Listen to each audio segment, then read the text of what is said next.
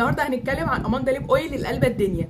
هم 6 درجات، انا معايا منهم 4، يلا نجربهم مع بعض ونتكلم عنهم شويه. اول حاجه لازم تعرفيها عن المنتج ده انه ليب اويل مش ليب جلوس، يعني هتلاقي دايما الفورمولا بتاعته اخف من الليب جلوس شويه، وكمان البيجمنت بتاع الالوان مش هيبقى قوي قوي. صحيح درجاته جميله جدا زي ما انتوا هتشوفوا معايا، درجات كلها على نودز وبينكات خفيفه بجد خطيره جدا، لكن مش هتلاقي بينهم ان هو لون قوي زي الوان الروج او الليب جلوس. تاني حاجه بقى والمهمه ان المنتج ده بيرطب الشفايف حلو جدا، وده بقى لانه مكون من ارجان اويل وجوجوبا اويل وافوكادو اويل زي ما انتم شايفين، بجد خطير. عايزه اقول لكم ان حتى لما بشيله بجد شفايفي بتبقى مترطبه كويس جدا، وطول اليوم وانا حاطاه بجد الشفايف يعني ملبن كده زي ما بيقولوا. حتى لما بشرب حاجه سخنه او ساقعه بجد بتفضل الشفايف مترطبه واحساسه على الشفايف موجود. عشان هو خفيف على الشفايف مش هتلاقوا ابدا ستيكي. بصوا مفيش اي ستيكي خالص، خفيف جدا على الرغم ان ترطيبه قوي جدا. بجد يستاهل، لازم تجربوه، ودرجاته كلها احلى